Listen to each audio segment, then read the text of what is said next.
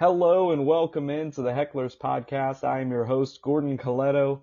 Joining me, as always, is my level-headed counterpart, Billy. Billy, how are you doing? All I've been able to think about today is how much I miss football. Just this time of year, that's all I can think about. I mean, it is definitely, it feels like a little bit of a lull in the sports calendar. I know a lot of people are invested in hockey and basketball playoffs, but once the Hurricanes get knocked out of the NHL playoffs, I really don't give a damn anymore. So I have nothing going on right now, it feels like. And of course, baseball is in the drags of what is going to be a long summer of baseball, so I'm not going to watch right now. I mean, if it's But the convenient, I Phillies are will. rolling high. Yeah, see, I'm surprised you're not all over the Phillies right now.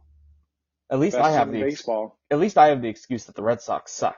Okay, well, yes, enough dreaming about football starting, and let's dive into our discussion for today. We have a few different news stories popping up, some opinion pieces that I wanted to get to.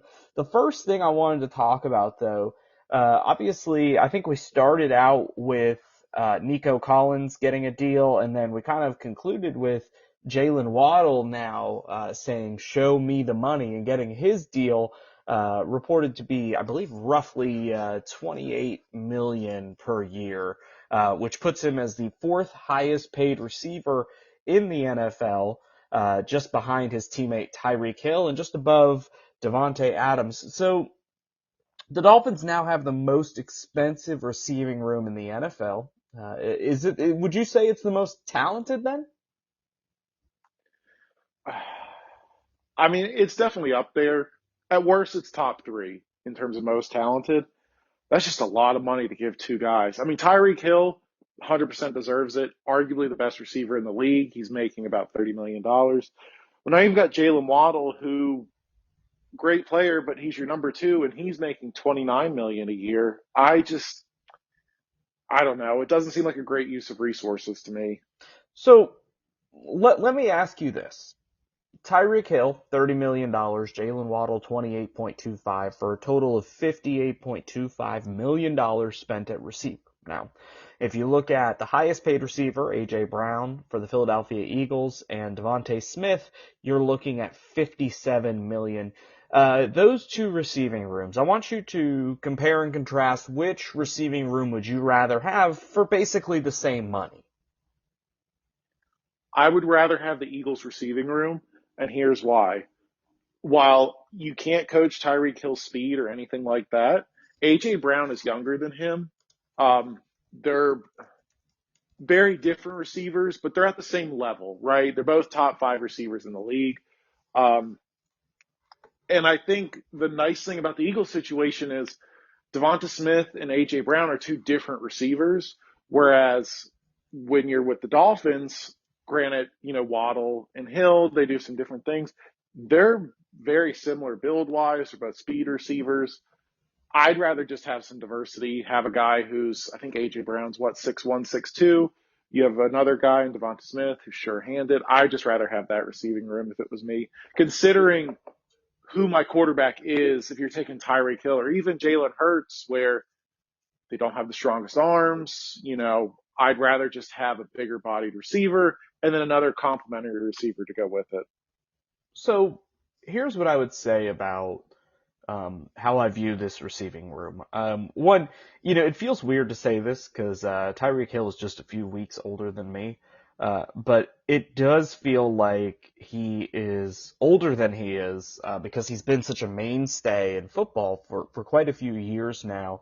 So I do think you still have a few good years of Tyreek Hill, but even if he wanted to call his career at 31, 32 years old to go chase a career in the porn industry, I mean, at that point, I think Jalen Waddle to me has the ability to play as a number one. I really like what I've seen from him. He's had 3 seasons over 1,000 yards, playing as a complimentary receiver, a number two to Tyreek Hill. So 3 seasons over 1,000 yards, multiple touchdowns every year. Obviously, a little bit of a step back last year with only four, but he also, I believe, missed 3 games last year and still hit that 1,000 yard mark. So, um, he's somebody that I think deserves the money, just based on where the market is at. Like, I think he slots in pretty well. I do think so. When you compare his salary, so that's 28.25 to that of Devontae Smith, 25 million.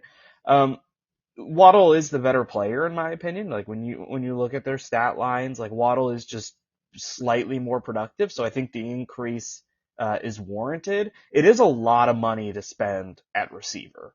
There's no doubt about that. And I think it speaks to what we talked about in last week's episode, right? Which is that Tua getting paid is not a guarantee. So, you know, I think if you're the Dolphins, let me pull up their salary cap for next year.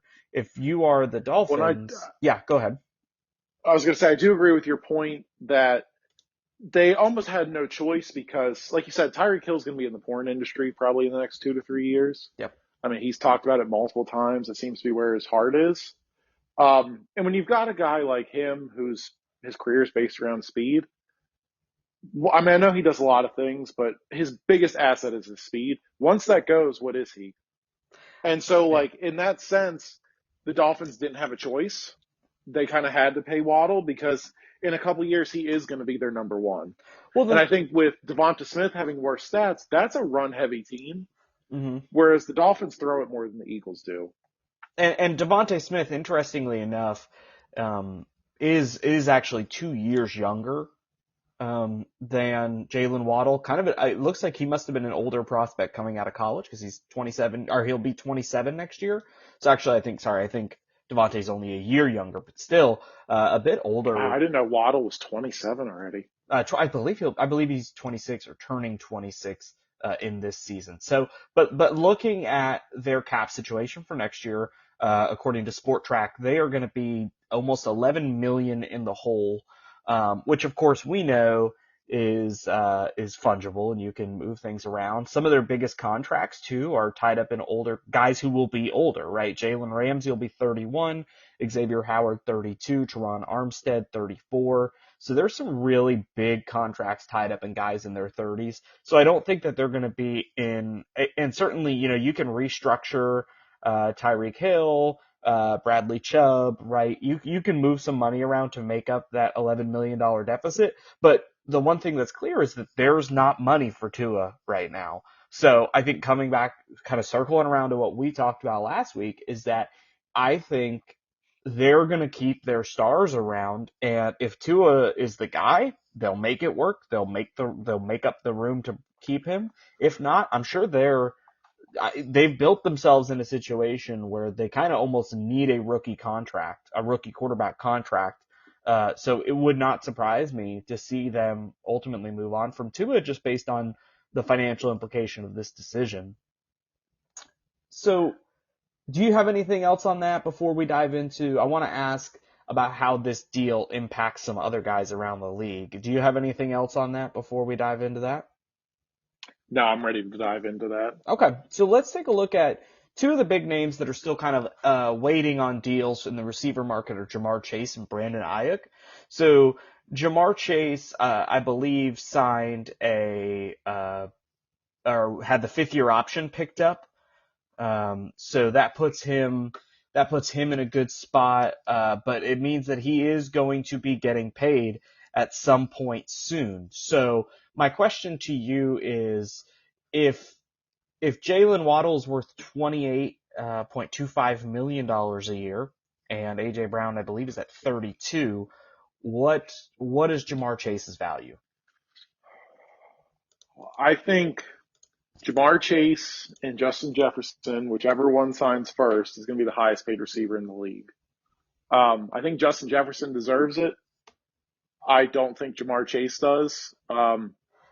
Outside of his rookie season, he really hasn't produced as a top three, top five receiver. Um, I think some of that's just based off of name value, but he's going to make more than AJ Brown. It's just what they're going to do. Um, I think this deal makes it harder for the 49ers to sign Brandon Ayuk. Um, and I think he ends up getting tagged next offseason and traded. But the person I think this helps the most is T. Higgins. Yeah. So Because if a number two receiver Granted, he's going to step in and be a number one in a couple years, But anyway, T. Higgins is a number two. T. Higgins is going to be pushing $30 million now.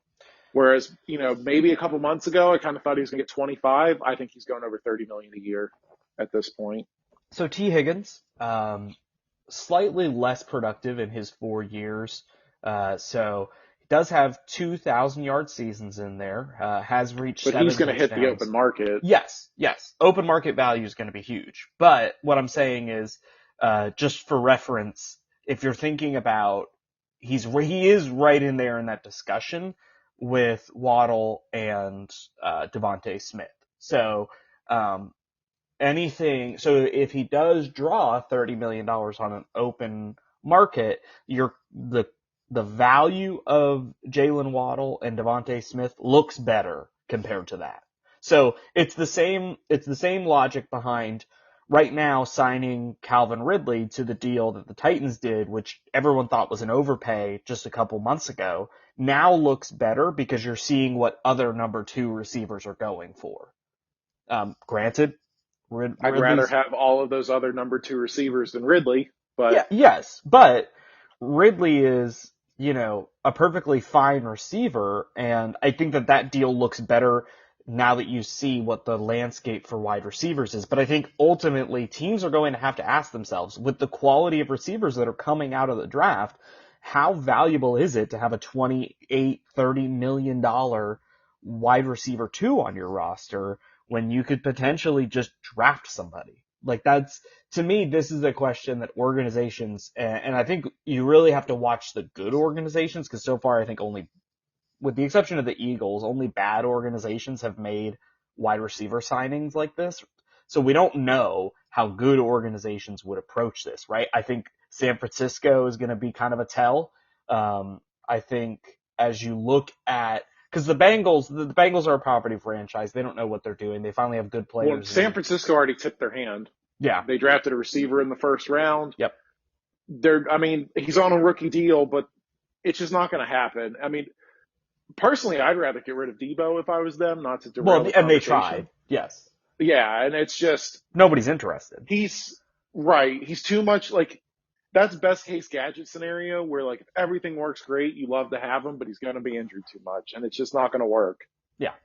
So, as I look at this and I think about Jamar Chase, Brandon Ayuk, I want to return to sort of that list. If I'm thinking about a Jamar Chase, I do think him, Justin Jefferson, realistically, I think he wants to wait for Justin Jefferson to sign his deal. I think he believes that that'll serve him more favorably, right? So I think what ends up happening is going to be, and I think Joe Burrow probably plays a large role in this. I think they will wait. I think they'll wait. I think Jefferson will probably sign for some sort of nominal sort of, how they do it, right? Where it's like, okay, AJ Brown gets 32 million. Well, now Justin Jefferson's going to get 32 and a half. And then Jamar Chase is going to get 33. Yeah. And then, and that'll be interesting too. I think ultimately the Vikings in a couple of years, when Jordan Addison's ready to get his deal, they are going to be one of those teams that potentially is going to be in this situation where they're going to have to decide between paying two receivers, wide receiver one money, or letting one walk and moving on to the next one. I think history tells us they are comfortable letting really good receivers walk because they feel like they have a good pipeline to keep them coming in. So that'll be an interesting one to watch in the future. With that, I will say too, T. Higgins, Brandon Ayuk, I think Ayuk probably shouldn't expect to be paid top of the market, but I think he should expect to get more than the 28.25 that Jalen Waddle got because he's a better player than Jalen Waddle, in my opinion. And then, T. Higgins, again, I think he's going to be right there at that $30 million mark. I don't know that he gets above 30, or significantly above 30, I should say.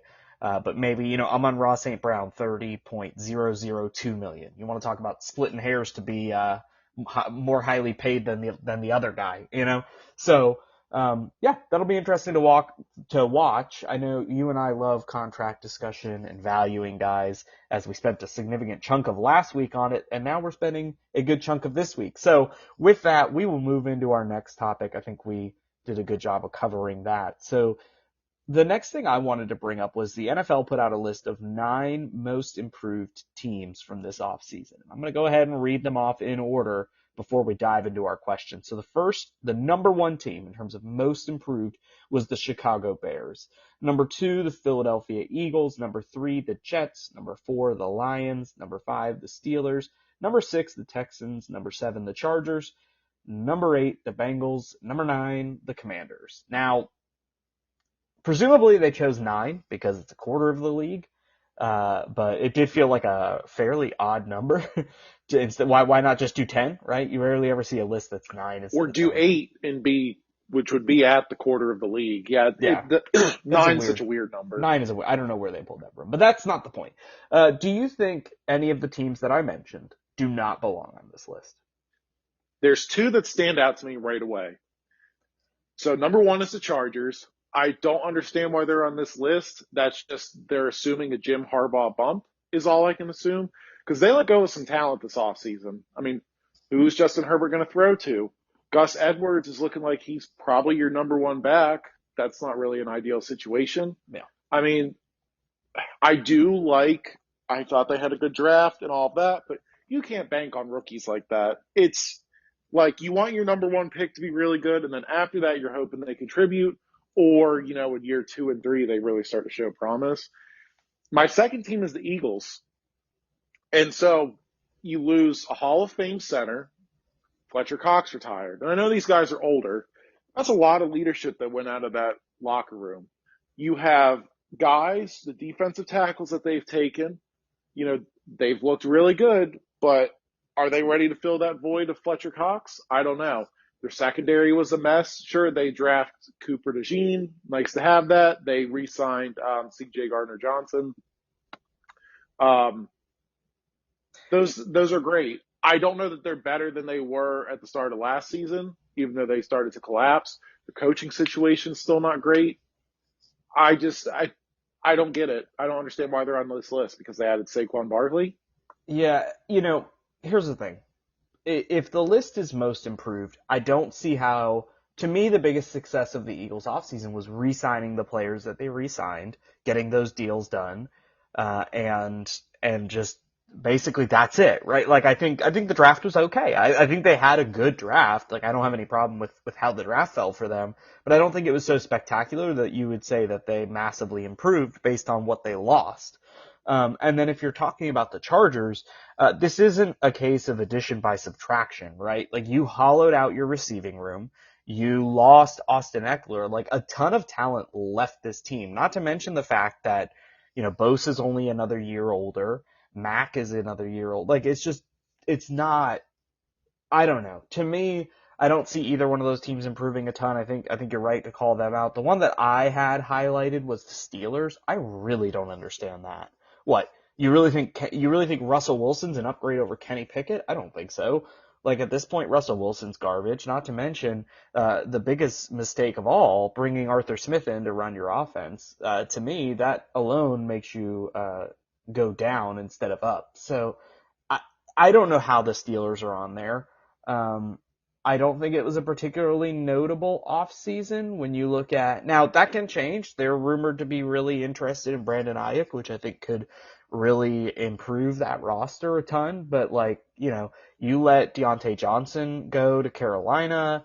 To me, there's just not a ton there that I would say, oh yeah, that's a team that's massively improved, right? And to that point, I wanted to bring up teams that I think should be on this list, and I'll go first.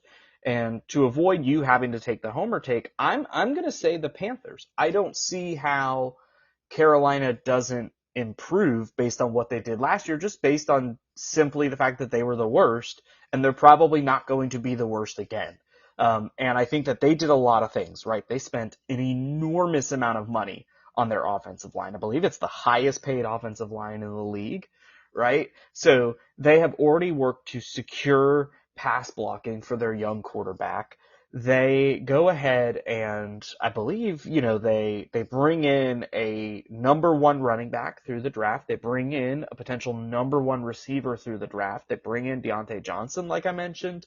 So strengthening that room. They bring in a tight end through the draft. The only thing that they really do, right, and they re-sign Derek Brown, right? So key losses from the team are Frankie Louvu and Brian Burns.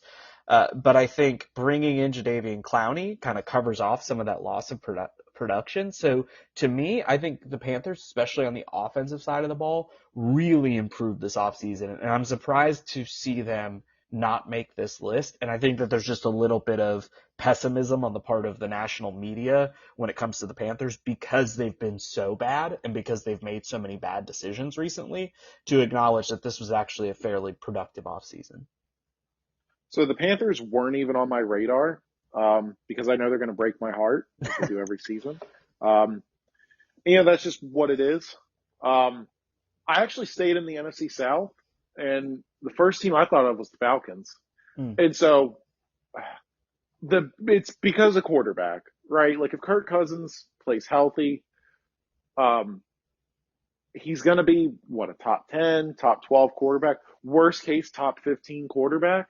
That's a huge improvement over what they had last year. That probably gives them 3 more wins last season. They have the easiest schedule in the league, which I know doesn't really factor into improved roster, but it's going to help with their improved win total.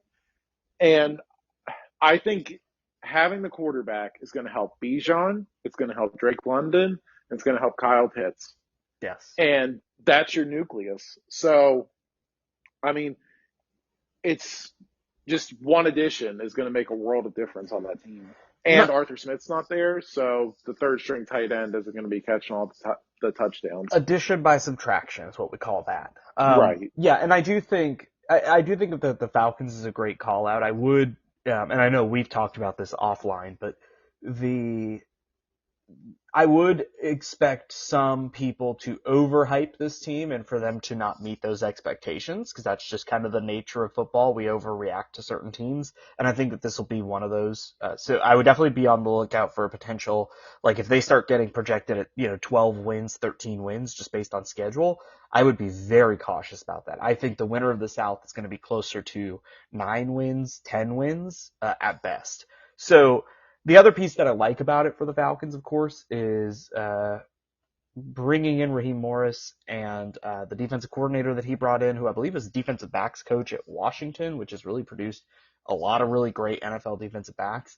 I would expect to see Jesse Bates and AJ Terrell really playing at a high level this year. So I think their secondary will be really good. Their defensive line is going to be a question mark. They're getting older. They don't have a ton of pass rush. So their secondary is going to have to be good. But yeah, Drake London, definitely somebody from a fantasy perspective, somebody I would keep an eye on to have a potential breakout season with finally having a quarterback. I've said it for a long time. I think Drake London has a lot of talent. I think he possesses a lot of raw ability. He just has not had a quarterback to reliably get him the ball and put him in positions to win contested catches. Because I do love his body control, his ability to play the sideline and use his hands. So we added the Panthers and the Falcons to that list. And I think, we both agree that the Eagles have not done enough to warrant being improved over what they did last year. And of course, the Chargers, everybody loves the Harbaugh addition, but I don't think that roster is significantly better than it was last year. Let's quickly touch on a bit of entertainment news. The Bears were announced as a Hard Knocks team. Are they the right choice for Hard Knocks? 100%. Yeah. Who else are you going to go with? They're a team everyone's talked about for a year. You've got to show the behind the scenes. I mean, I think that was an easy choice. If I was the Bears, I wouldn't have done it if they had a choice. But yeah, no, I think it's the right team. Can I selfishly say the Patriots would have been a good choice?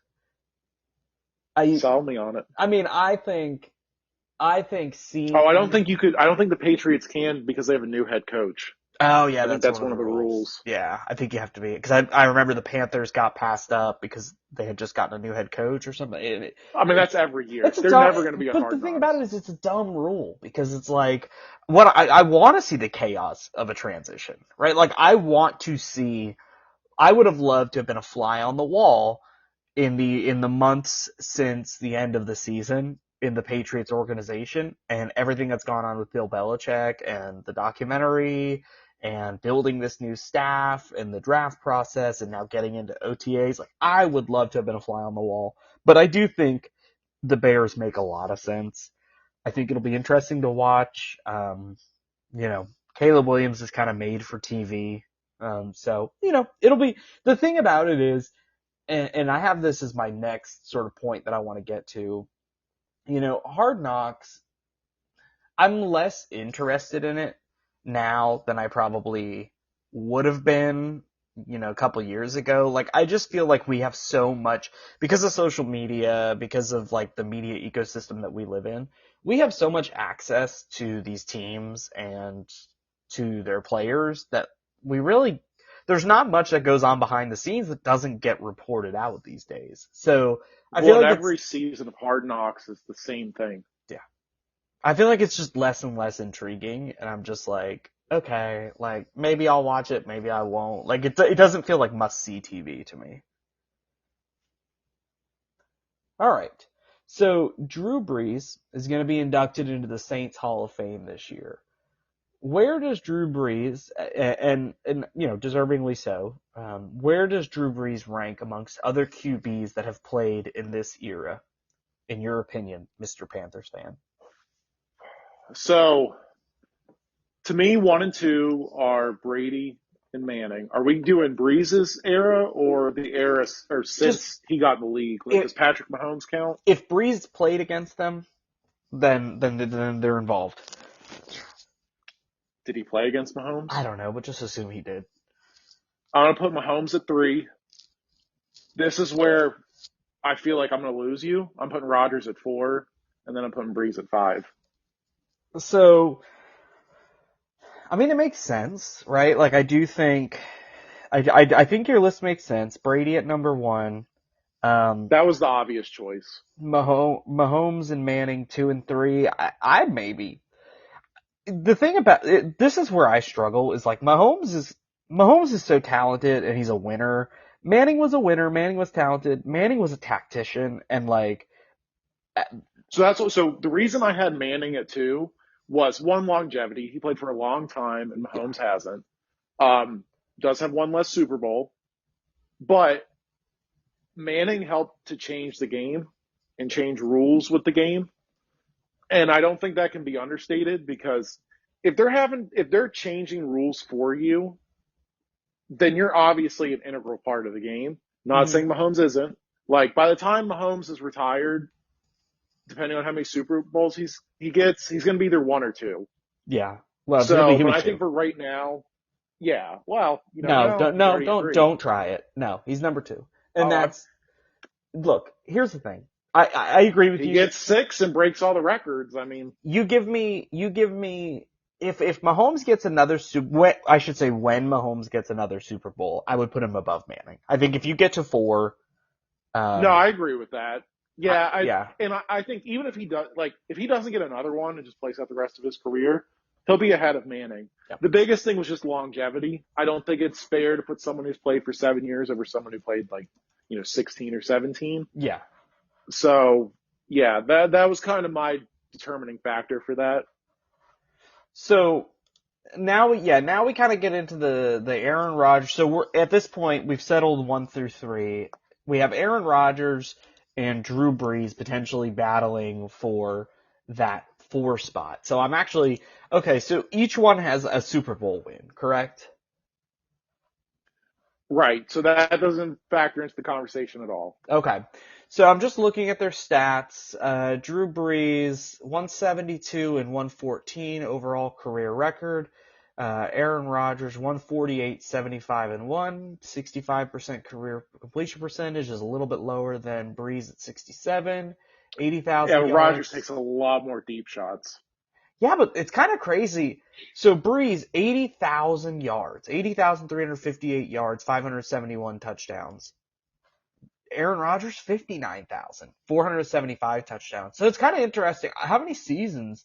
I don't even see. Is there a season count on here anywhere? I'm Well, and I blanking. mean, 18 years in this Green kind of Bay. 15 this years. kind of goes against, but 15 years as a starter.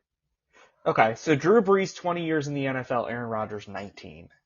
Um, I mean, either way though, a couple of years of not being the starter is not making up 30,000 yards. Well, 20,000 yards. No, so my biggest thing, and watching him in the NFC South, I saw them go 8-8 several times Mm-hmm. with Breeze. And the Packers had a few down seasons, but they were always in contention. I mean, they always went farther in the playoffs. Granted, they never make it to the Super Bowl outside of that one season, but that's just the Packers quarterback thing. They're never going to win more than one. Um, Drew Brees doesn't have an MVP, which is a shame. Like, he should have gotten at least one. Rodgers has four. Um, always went deeper in the playoffs. That was my determining factor. Yeah, so Aaron Rodgers, 12 playoff appearances in terms of years, to Drew Brees, 9. Um, you know, So Drew Brees, over half of his career, he wasn't in the playoffs. hmm and Whereas in terms of Rodgers for start, I don't know if that does that factor in for Rodgers, just him starting. let me see. Game started. Yeah, that's just starting. Right. So that was games or years they made the playoffs. That was years. He has a he So has a QB 12 of his he has a QB record of 9-9 in the playoffs. Drew Brees has a QB record of 11-10. so 12 of his 15 years as a starter, and one of those counts this past year. I'm assuming when he blew out his Achilles. So really, he's only been a starter for 14 seasons. Yeah. No, So I mean I'm not. if he had the 6 more seasons that Brees had, he's breaking those records. Look, here's where anytime I try to argue that Aaron Rodgers is not that great, I always fall off when we get to interceptions, right? Like 105 interceptions to 475 touchdowns is It's insane. absolutely insane. Nobody comes even close to that. So I can't. I'll give you that Aaron Rodgers should be, especially because of the MVPs, should be ahead of Drew Brees on this list. But I do think Drew Brees has a pretty firm grasp on being a top 5 quarterback in his era of football, which to me makes a lot of sense. And I think it sort of begs the question as we think about these other guys who are in that top 5: is Drew Brees an NFL Hall of Famer? Why would you even ask me that? Of course he is. Okay, just makes we'll see. I know you. I know that you're somebody who doesn't always put a ton of stock in a Super Bowl win, does not always put a ton of stock in guys who played Well, no, long because I think Hall careers. of Fame is a body of work more so than Super Bowls. I'm going off my tangent. I hate the Super Bowl argument. Is Trent Dilfer as good of a quarterback as Aaron Rodgers because they have one Super Bowl? No. Why are we using this as a barometer? Eli Manning should not go in the Hall of Fame because he has 2 Super Bowls.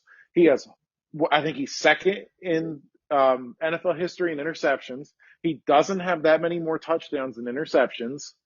And those teams were never good. They got hot 2 years, and they had 1 year where they were, I think, the 1 seed or the 2 seed, and that was it. They were never that good with Eli Manning. Why should he be talked about in the Hall of Fame? Hall of Fame should be for your career accomplishments. And I know Super Bowl is a career accomplishment, but that is a team accomplishment, not a singular person accomplishment. So what I'm about off my soapbox now. okay? So we've talked about this in the past, and I think looking at his body of work, like I think if there's a case for him to get into the Hall of Fame. You talking about Drew Brees or Eli No, Manning? I'm talking about Frank Gore because I want to make a point that Oh my God. I'm not saying he shouldn't be in the Hall of Fame. What I'm saying is he shouldn't be a first ballot Hall of Famer. I don't care that he has 16,000 rushing yards. He played like 20 seasons. He was never a dominant back in his era, so 16 which I think that seasons. should factor in too. He was never dominant. Same with Eli, never dominant. They were stat compilers. Mike Evans, never dominant stat compiler. Okay. I mean, I do, but I do think, Drew Brees, absolutely a Hall of Famer. I don't think there's any doubt about it. I just wanted to make sure. I think it's good to get a Panthers fan on record admitting that Drew Brees is a Hall of Famer. Oh, yeah. I mean, I've never denied it. And we're not going to talk about Cam Newton's Hall of Fame resume right now. We will. No, the listeners aren't ready for that. Well, yeah, I worry about your blood pressure when we get into those things. All right, so our last topic of the day is another bit of news from this week that probably went unnoticed by everybody but me. Was that the 2021 17th overall pick, Alex Leatherwood, landed with the Los Angeles Chargers. So you may remember he was sort of an out of the blue kind of draft pick by the Raiders, where everyone was scratching their head, and kind of ended up as a pretty significant bust. So my first question to you is, can Jim Harbaugh get value out of Leatherwood? No, he's a bum. Even, that's all I have on the topic. I mean, even Jim Harbaugh, who loves big, beefy offensive linemen and really prioritizes physical football, you don't think that he can get value out of somebody like this, who at one point had the potential to be probably a second round pick, but was taken in the first round? No, I think at most he's a camp body. Okay. What about, I personally think it never hurts there's no such thing as a bad 1-year deal, as you always like to say. I agree. I mean, I should say, at most he's a backup. He is not going to be a starter unless guys are injured. But he does have a fantastic football name, Leatherwood. Yes. I mean, I just think at the end of the day, if you're Harbaugh and you have a good eye for these things, it's worth taking a stab at it. I mean, it doesn't hurt you to bring him in, right? Again, these things are always about he's 25 years old. Does it preclude you from doing other things, right? Like, I don't think this is stopping you from making other moves. Instead, you're getting, a former first round pick, 6'5", 315 pounds. The kid's big, right? And, who knows? You move him around a little bit on the offensive line, right? He's a journeyman now, so you don't necessarily have to he doesn't have to be a left tackle, right? Like, you can move him around, make him a guard, do whatever you need to do, find a position that suits his skill set and see if you can't get something out of him. This did have me thinking, though. Are there any recent players, we'll say, who some would maybe describe as a draft bust, that you think could get a second chance somewhere else and excel? Does it have to be somewhere else? I mean, it doesn't have to be somewhere else if you think that they're going to get a Bryce chance Young. on your team. No. He's got 1 season of work. You cannot. Everyone's calling him a bust. Everyone's calling him a bust. Oh, God. That's their problem. That's not your problem. Why can't you let me have any sort of happiness? No, because it's not about that. Like, the listener does not want to hear, and I say listener because it's not plural yet, the listener that we have does not want to hear you say that a guy who was last year's number 1 overall pick, who played behind the league's worst offensive line with a bunch of guys who should be pushing carts at a grocery store as receivers, that he is a bust. No. He had the most dysfunctional front office that you could ever friggin' imagine. No, he is not a bust, and he's going to prove it this year. Why am I defending the Panthers for you? Why has this happened? This is a cruel reality that we live in. No, he is not a bust. He does not count for this. Here's an example. I will give you 2 names. Dak is going to get hurt, and Trey Lance is going to be the starter for the Cowboys. Thank you. The Cowboys aren't going to sign Dak after that. There you go. There you go. Can't let me have any No, because I want you to, Mr. Level-headed doesn't want to make a prediction, doesn't want to go out on a limb, because he doesn't want to be wrong. But I do like your Trey Lance one. That could be an interesting. I would love to see that. Not just because I picked up Trey Lance in a dynasty league for a bag of peanuts, but because I think it'd just be fun. I'd root for chaos. I don't want Sam Darnold doesn't let go of the starting job in Minnesota. How do you like that one? Ooh, now that's a good one. So here's the names that I'll throw out there. 2 receivers. So, number one, Treylon Burks. So Treylon Burks, I believe Calvin Ridley just called him Julio Jones. Like everybody loves Treylon Burks that's around him. He's just never going to see the field anymore because they have so many damn receivers over there. So I think after this rookie deal, when he leaves, I think he'll land somewhere where he'll get a shot and he may have a good chance at a career resurgence. The other one in the same exact position is John Mechie. Like, I think he's another one. Get him out of the Texans. Get him somewhere where he can get some snaps.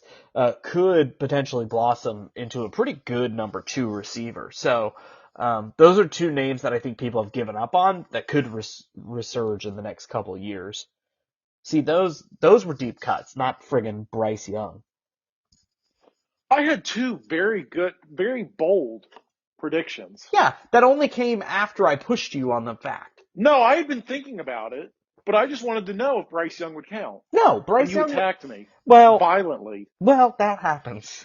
You gotta understand, I'm hurt, okay? The Patriots are a mess.